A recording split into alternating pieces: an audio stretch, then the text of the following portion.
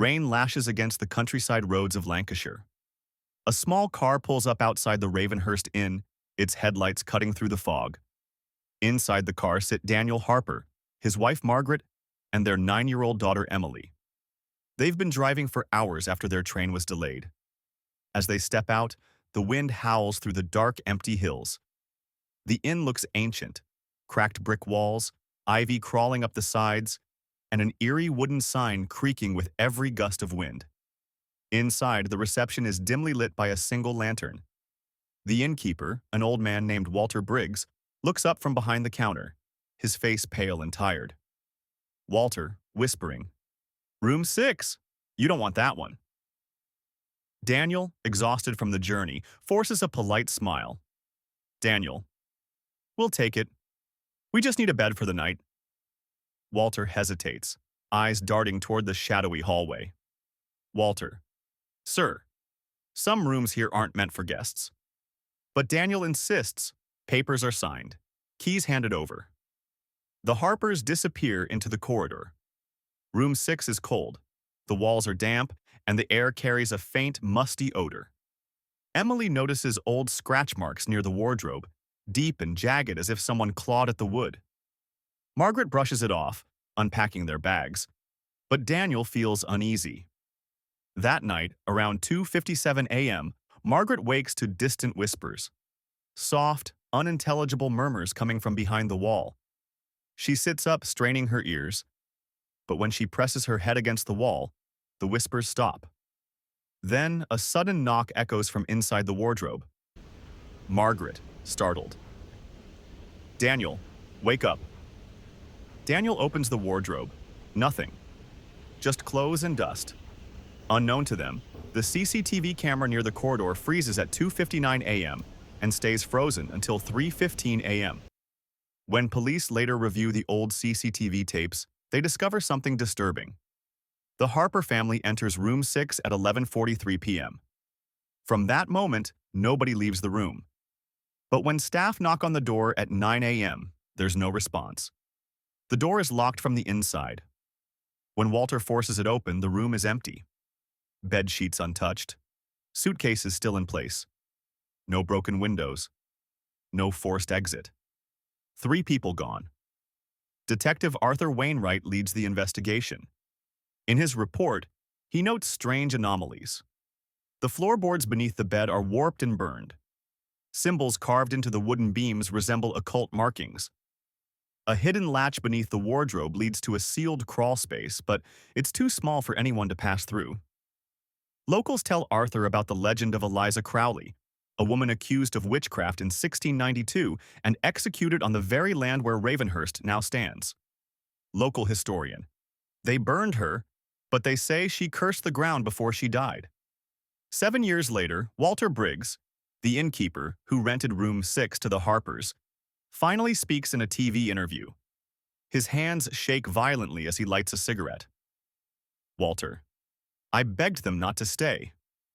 That room, it belonged to her. The walls keep the dead, lad. They don't let go." When asked who "her" refers to, Walter breaks down in tears and walks off set. From this point on, room 6 is sealed. No one is allowed inside. Local authorities officially close Ravenhurst Inn and issue a no-entry order. But trespassers and thrill seekers continue breaking in. Most report terrifying encounters. Cold hands grabbing ankles. Shadows crawling across ceilings. A woman, screaming at exactly 3 a.m. A group of vloggers films an exploration of Ravenhurst. In their final video, the camera shakes violently before cutting to static. Police find their abandoned equipment inside the crawl space. The vloggers themselves are never found. An article in The Guardian suggests room 6 sits atop a limestone cave system known to amplify electromagnetic energy. Paranormal experts believe this creates a gateway, a thin place between worlds. But police reports contradict the cave theory. There is no cave system beneath Ravenhurst. Declassified documents reveal Ravenhurst's land was a mass execution site during the Lancashire witch trials of 1692. Eliza Crowley and 12 children were burned here.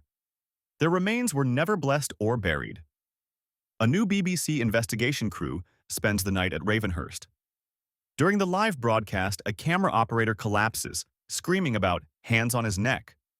The episode is pulled from all streaming services. An independent research team releases a report concluding Ravenhurst is one of the most active paranormal locations in Europe. Room 6 is labeled physically unsafe due to unexplained structural changes. Ravenhurst Inn remains locked behind iron gates. Chains cover the entrance. Locals refuse to go near the property after sunset. Yet at exactly 3 a.m., passing drivers report lights turning on in Room 6. When police respond, the power is confirmed disconnected since 2011. The mystery of the Harper family, Peter Collins, and Emily's voice remains unsolved. What if the next haunted case we investigate is in your town?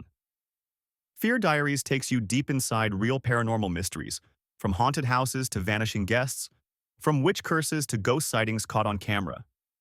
We don't just tell stories, we uncover hidden truths. And sometimes, the truth is far more terrifying than the legend. Join over thousands of horror lovers already watching. Subscribe now, because the next upload might just reveal something you'll never unsee. During renovations, workers finally break through the sealed crawl space under Room 6. Inside, they find human bones, bound with rusted chains. An old journal is also recovered, dating back to 1692, belonging to Eliza Crowley. The final page reads, "Those who rest above my grave shall join me in silence, or the walls shall swallow them whole." The BBC airs a special segment on Ravenhurst Inn, titled "The Room That Eats the Living." The documentary shows police reports, interviews, and recovered evidence. Viewers are horrified when BBC releases an uncut CCTV clip showing Emily Harper, the 9-year-old girl from 1978, standing in the hallway 11 years after she vanished. Her clothes are unchanged, her expression blank. But when staff rush to the corridor, she isn't there. Despite warnings, the new owners of Ravenhurst Inn decide to reopen Room 6 for tourists.